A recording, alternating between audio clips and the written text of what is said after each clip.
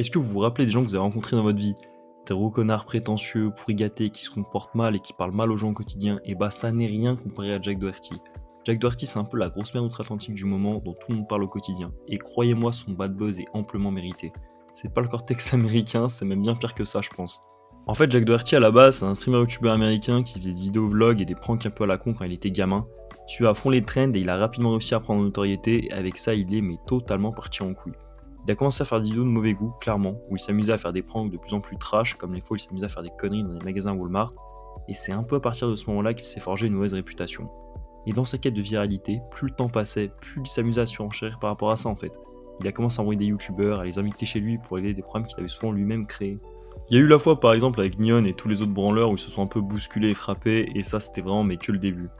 En même temps, il s'est aussi diversifié, enfin ça reste toujours autant de la merde, hein, vous détrompez surtout pas là-dessus. Il s'est lancé dans l'OFM et a créé sa propre OF-page. Et d'ailleurs, certains de ses anciens amis et salariés en parlent, une partie de son contenu n'est là vraiment mais que pour promouvoir les OF modèles qui travaillent pour son agence. Et par rapport à ça, en plus de ça, il les arnaque, parce que oui, il les paye vraiment mais comme de la merde. Mais c'est pas tout, dernièrement de nombreux témoignages affirment que Jack Doherty inviterait des femmes sur son yacht pour les faire signer dans son agence d'OFM la veille d'avoir 18 ans alors qu'elles sont sous l'emprise de l'alcool. Et là les gars, c'est vraiment pas un sketch, c'est des accusations qui sont très très graves. Et à mon avis, dans quelques mois, on risque d'avoir des nouveautés par rapport à ça. Et peut-être, qui sait, avoir peut-être une photo de lui dans un mugshot avec sa tronche, ça pourrait être bien drôle pour le coup. Donc voilà, vous l'aurez compris, il cumule le fait d'être une grosse merde et d'être vraiment mais un énorme escroc. Et ce qui l'a vraiment fait percer juste ici en Europe, ce sont les vidéos où il s'amuse à se moquer, à humilier ou à énerver des gens dans la rue en se cachant derrière son garde du corps. C'est devenu un peu sa petite marque de fabrique. En fait, ces gardes du corps sont un peu devenus des mamans de remplacement pour lui. À défaut de pouvoir se cacher derrière les jupes de sa mère, il peut au moins se réfugier derrière ses gardes du corps. En même temps, vu son physique, c'est pas compliqué. Je veux dire, il a vraiment toujours la même tête d'enfant de 12 ans, et d'ailleurs, la plupart des gens qui sont abonnés à sa page OF doivent être mais des putains de pédophiles en puissance. Je veux dire, comment c'est possible d'être abonné à un gars qui a vraiment le visage et la dégaine et le corps d'un gamin de 13 ou 14 ans, quoi. C'est vraiment inadmissible ça. Et d'ailleurs, par rapport à ça, je pense que la plupart des gens qui sont abonnés à son compte OF doivent être vraiment mais bien surveillés par le FBI ou la CIA. Ça m'étonnerait pas qu'ils soient tous placés sur des listes de prédateurs sexuels ou des trucs du style. Donc vous l'avez compris, dernièrement il s'amusait à emmerder des passants, des policiers, jusqu'au jour de cette fameuse soirée d'Halloween où un garde du corps a couché un gars avec une putain de droite, il l'a vraiment éclaté par terre. Là aussi, il faut en parler des gardes du corps qui l'emploient parce qu'ils ont l'air d'être vraiment mais teubés à son image. Ce sont des putains de débiles d'exécutants de merde. Si l'argent pouvait sortir de la bite de Jack Doherty, cette bande de Sharon serait les premiers à la sucer. La plupart de ses amis entre nous, je pense que même sa meuf sont là uniquement pour son argent et son entre guillemets réputation. Ils se moquent de lui, il y a des screens à l'appui, il y a aussi des témoignages d'anciens collègues à l'appui. Et tout récemment, il s'est surtout fait connaître pour avoir cartonné sa McLaren alors qu'il utilisait son téléphone au volant. On sait pas trop ce qu'il faisait, s'il était en train de lire le chat ou d'envoyer des messages à une escorte, c'est un peu flou. Lui, il prétend que c'est de la faute de la météo, mais faut arrêter d'être de mauvaise foi, putain. Il était clairement pas concentré sur la route, et surtout, vu que le crash est filmé, on peut être sûr que l'assurance ne l'emboursera pas, et ça, putain, c'est au moins une bonne chose et une bonne nouvelle. Bien sûr que l'aquaplaning peut arriver à n'importe qui, même les meilleurs pilotes de Formule 1, mais là, c'est clairement pas le cas, et le pire dans cette histoire, c'est pas ça, c'est que son pote qui le filmait était clairement blessé. On peut le voir sur la vidéo, il pisse le sang. Mais Jack Doherty, lui, s'en bat les couilles de ça, il s'en branle, pélo. Lui, il lui demande de continuer de filmer, de faire du contenu. Michael, c'est pas le moment. Là, c'est une opportunité de fou pour faire des vues. Concentre-toi, Michael, sinon demain, je te remplace et je te vire. Non, mais putain de merde, quoi. Il l'a pas dit, ça. Mais ça se voit que, dans sa façon d'agir, il en a rien à faire de ses soi-disant amis, tu vois. C'est un truc de fou. Mais ça, c'est pas étonnant, il avait déjà fait du buzz avec la vidéo dans une voiture de mini-golf qui s'était renversée avec sa meuf dedans. Encore une fois, Jack montre qu'il n'est absolument pas amical et qu'il pense qu'à sa gueule, qu'il est imbu de sa personne. Et très sincèrement, au vu de sa réaction, ça se voit qu'il s'en bat les couilles de sa McLaren, putain. Non mais regardez-le, il a aucune réaction, rien, zéro. Ah mince, j'ai perdu ma McLaren à 200 000 balles. Mais gros, putain, mais moi je pète mon crâne, je pète ma McLaren. Après, j'en ai pas, bon, je suis d'accord, mais quand même, putain, c'est un truc de fou. Il réagit pas, il est là. Oh non, I lost my McLaren, I crash it. Non mais frérot, va te faire enculer, non? C'est quoi cette réaction de con là, de Golemont là? C'est quoi ce délire de fou, sérieux? Après, en même temps, au vu de la livrée, je peux comprendre. Regardez-moi cette couleur bleu criard du plus mauvais goût.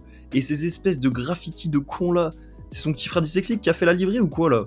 Non mais c'est un truc de dingue. Donc bon, je vais pas rentrer dans une théorie du complot, mais c'est vrai qu'on pourrait penser, au vu de sa réaction, que le crash était un peu volontaire. Bon, je l'espère pas et je pense pas que c'était le cas, mais c'est vrai que là, moi je me pose un peu des questions, quoi. Parce que c'était vraiment pour lui une énorme opportunité de faire des vues, et de s'assurer de relancer un peu aussi sa chaîne et le buzz autour de sa chaîne en fait. Et même si c'est un peu un bad buzz qui s'est mangé à cause de ça, bah ça n'empêche pas de continuer de faire des vues et de gagner de l'argent grâce à ça quoi. Il s'est justifié après auprès du policier en disant qu'il ne savait pas ce qui s'était passé. En même temps normal, tu es sur ton putain de téléphone, sale connard de merde. Non mais putain, quelle grosse merde, Spello, je vous jure. Et après, on sait pas trop ce qu'il fait sur la vidéo, il commence à se foutre torse nu, peut-être pour promouvoir son compte OF, pour égaler son public de détraqués. Et franchement, quand t'es bâti comme un putain de loukoum, c'est pas nécessaire quoi. Heureusement, les blessures de son pote étaient superficielles et personne d'autre n'est impliqué dans le crash.